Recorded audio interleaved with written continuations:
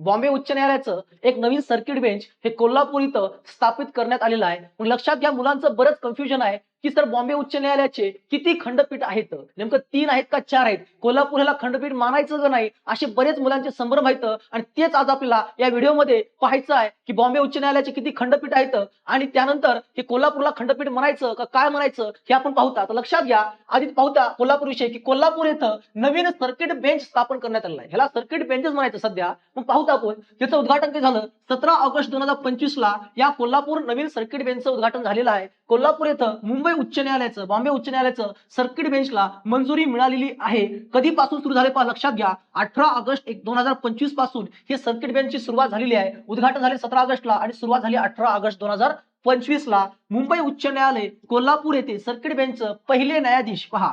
या सर्किट बेंचचे पहिले न्यायाधीश म्हणून न्यायमूर्ती शिवकुमार डिगे यांची नियुक्ती करण्यात आलेली आहे. न्यायमूर्ती शिवकुमार डिगे यांची नियुक्ती करण्यात आलेली आहे या कोल्हापूर सर्किट बेंचवर. त्यानंतर अधिसूचना जारी कधी केली पहा, 1 ऑगस्ट 2025 ला अधिसूचना जारी केली. एकूण 6 जिल्हे यामध्ये आहेत. या सर्किट बेंच अंडरमध्ये एकूण 6 जिल्हे समाविष्ट आहेत. कोल्हापूर, सांगली, सातारा, सोलापूर, रत्नागिरी, सिंधुदुर्ग असे एकूण 6 जिल्हे आहेत. आणि या 6 जिल्ह्यासाठी एक काम करणार आहे कोल्हापूर सर्किट बेंच.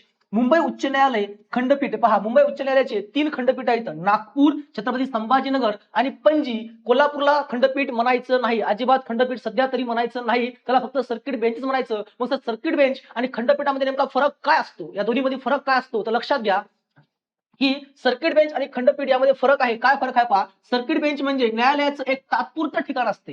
हे काय तात्पुरतं ठिकाण असते, का परमनंट नसतं या. आणि त्याची स्थापना करण्याचे अधिकार हे राज्याच्या उच्च न्यायालयाच्या मुख्य न्यायाधीश असतात. कोणाला असते, तर न्यायाधीशाच्या मुख्य न्यायाधीशांना हा अधिकार असतो. आणि तसंच अधिसूचना राज्याचे राज्यपाल जारी करतात, राज्यपालाची अधिसूचना जारी प्रसिद्ध करतात आणि तो अधिकार असतो मुख्य न्यायाधीशाला, अधिकार असतो राज्याच्या उच्च न्यायालयाच्या. आणि खंडपीठ मात्र कायमस्वरूपी असते, हे तात्पुरतं नसते. खंडपीठ कायमस्वरूपी असते आणि स्थापन करण्याचा अधिकार सुप्रीम कोर्टाला असता, म्हणजे सुप्रीम कोर्टाच्या सरन्यायाधीशांना तो अधिकार असतो. आणि अधिसूचना मात्र राष्ट्रपती जारी करतात. म्हणजे कोल्हापूर हे फक्त सर्किट बेंच आहे, हे खंडपीठ नाही, कारण त्याला सुप्रीम कोर्टाकडून मान्यता भेटलेली नाही. जेव्हा सुप्रीम कोर्टाचे सरन्यायाधीश तसं ते स्थापित करतील आणि त्याची अधिसूचना राष्ट्रपती काढतील, तेव्हा ते काय म्हणजे खंडपीठ बनल. पण सध्या कोल्हापूर हे फक्त सर्किट बेंच आहे. त्यामुळं सुप्रीम म्हणजे सध्या बॉम्बे उच्च न्यायालयाचे मुख्य 3 खंडपीठ आहेत पहा, नागपूर, छत्रपती संभाजीनगर आणि पणजी, हे 3च खंडपीठ आहेत.